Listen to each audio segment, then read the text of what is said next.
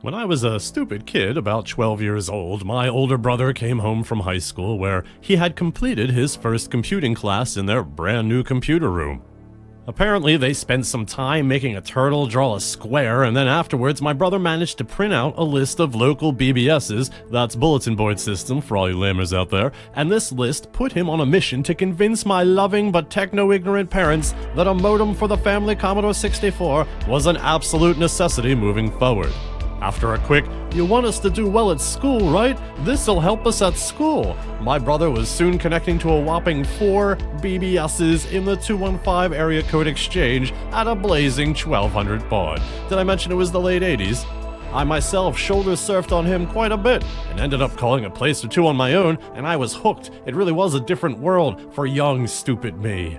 So now, me and my brother are on the scene, a couple of lamers, learning the ropes about the world of computers, BBSs, and software piracy. The world of wares, with a Z. All S's are Z's in this strange new world. Software, zero-day wares, get the latest wares. It's very fascinating to me, and I learned early that there was no game out there that some crack team couldn't beat. And these teams were all vying to be the first in releasing, the first to put out the crack, and they had fancy intros that they would slap on the games with sprites flying all over the place and raster bars on the verge of giving me seizures, and sometimes they even hacked in a few cheats. Would you like unlimited lives? Would you like unlimited power? All this stuff, if you had the credits to download them.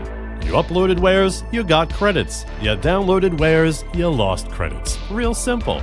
But being late to the scene and being lamer scrubs, we never had any new wares to upload to the handful of places we visited. Most new accounts got an allotment of credits, and I remember the pains of having to go through voice verification because most of the BBS owners, or system operators, sysops, always thought me and my brother were one person trying to scam some credits. It is also important to note that all my dad's sons sound like I do when we hit puberty. 12 years old, it's like a wall. I instantly sounded like a 32-year-old guy having trouble with his taxes. So me and my brother would have to sometimes be on the phone at the same time with a sysop who you would give your home phone number to for that very purpose. And then after all that, we would have twice as many credits on a new site. But it wasn't enough. It was never enough. I need more credits. The need for credits was so strong that my brother hatched this scheme either from his own imagination or inspired from one of the messages on the bulletin boards. We would get dropped off at the mall, head over to Electronics Boutique, and then buy a game with pooled and borrowed money, something that was only one 5 1/4 disc. We would then go to the mall courtyard, open it, and while I was furiously copying down controls and important notes from the manual, he would be removing the sticker from their disc and putting it on one of the discs he brought with him. He even had 2 colors of disc he took from the school just in case, along with a disc puncher that made the disc 2-sided. Then we would return the game saying we opened it up on the ride home and realized it wasn't what we wanted, get the cash back, return home, upload the brand new game before anyone else, which would then be cracked by whatever team the sysop was affiliated with, and we would get buku credits to download other games with. In reality, the label peeling part just went terribly. He kinda tore that sucker diagonally, and well, that was that. We ended up taking the game home, and then we realized we had no idea how to upload it. Plus, it turns out some crack team already put it out 5 days earlier. I do believe my brother ended up selling it to someone at school for a lesser price, so man, pirating was hard back in the day. I remember that the game was called Times of Lore. Pointless detail. Another way to get credits was to be good with phreaking. In the briefest of nutshells, phreaking, with a PH, is manipulating the phones, also with a PH, actually it's spelled that way, allowing you to make long-distance calls without having to pay. This was obviously very handy in the pirate world to call BBSs across the country, as data transfer took forever, and paying for a long-distance call to download Lucasfilm's Labyrinth, the video game, could rack you up a massive phone bill that would make your parents remove everything from your room except your bed. By the time we got into phreaking, there were already tons of text files out there, already a scene, as the kids say. And it seemed my best bet to win the hearts of the elite BBS owners would be with this magic number, 950-0488. That number is an extender, and the extender served the same purpose as a calling card and was to facilitate business. Instead of feeding a payphone tons of quarters to make your long-distance call to the home office, you dialed an extender, put in a code, got a dial tone, then made your call to anywhere, and the phone company or the business was billed. I forget which one. I was just some stupid kid. But even stupid kids can read text files.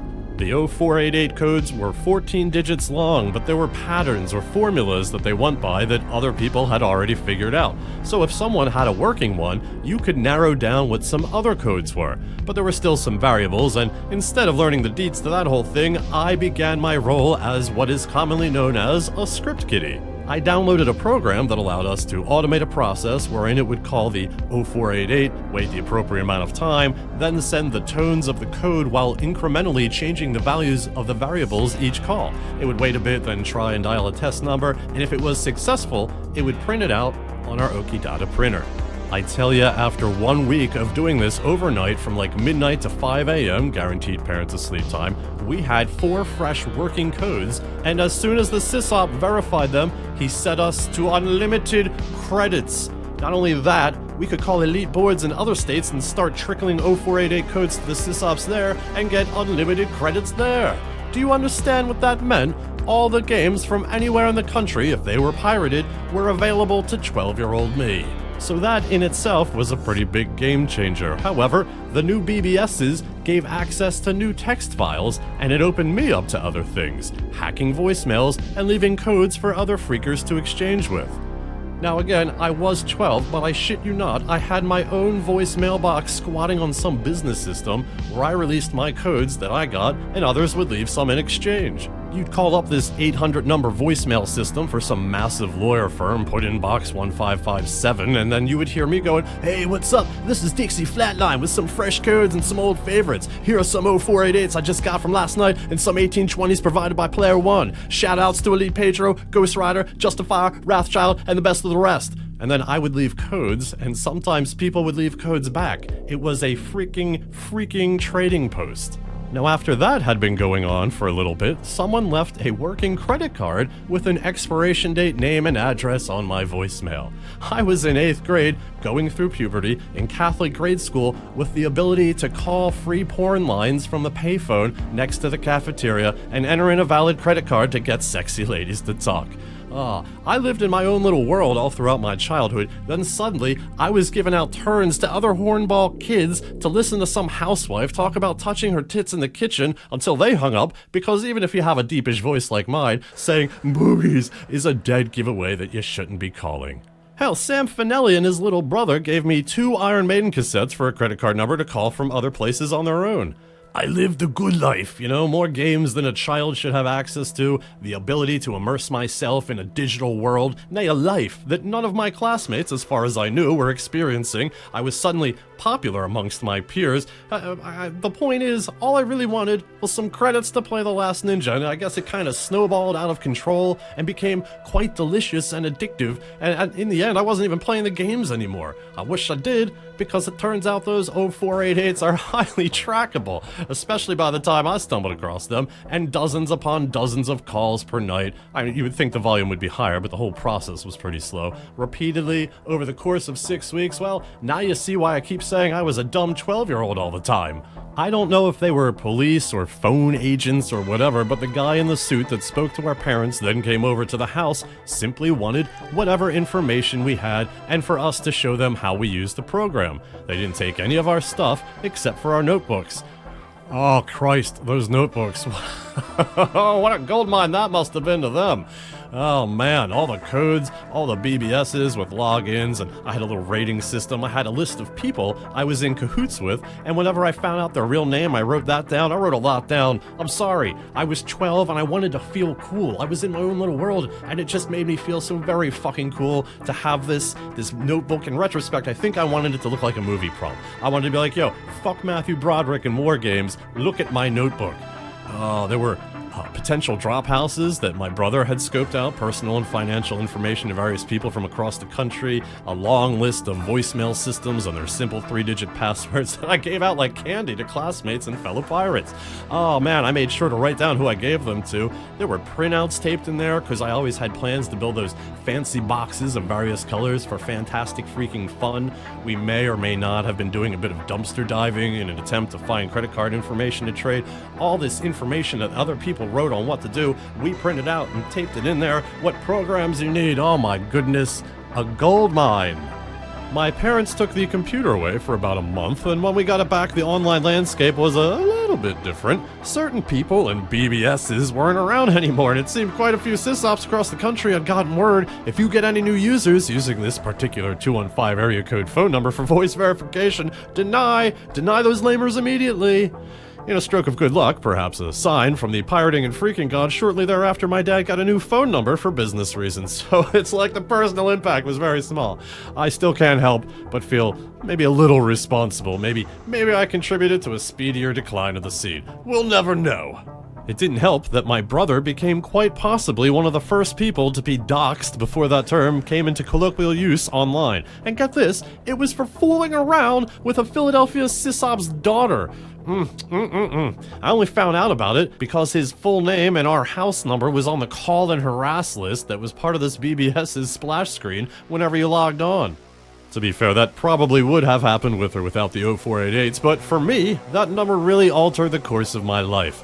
And it might not be shaping my life anymore, but I suppose I have a bit of an epilogue to that day my brother came home with that printout with all their BBSs on it. Fast forward to current day.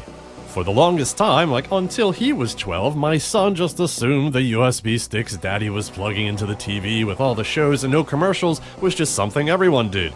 Now, I'm not going to put on airs, I never stopped pirating in the past 35 years. I pirate as a matter of convenience and avoiding paying for things, not some hack the planet bullshit. When he got wise to what I was doing, he figured out how to do it, but obviously the techniques and safeguards in 2022 are much different than 1988. Not that I have demonstrated that I used any sort of safeguards in 1988. In an unrelated punishment where I took his laptop and told him I was going to be combing through it, he decided to fess up in advance to torrenting Kerbal Space Program 2. You see, one thing that hasn't changed on the scene is the different groups trying to be the first to release a show or movie or software or re-encode it or repack it, and what you end up with are file names that are ridiculously long with the pirating distributor name and resolution in it. It's all very specific, and I never bothered changing them. He said between that and some shoulder surfing he did on me, it was enough to springboard him into learning about torrents. Now, as you can imagine, me scolding him for that would be incredibly highly hypocritical and undeniably ineffective to boot.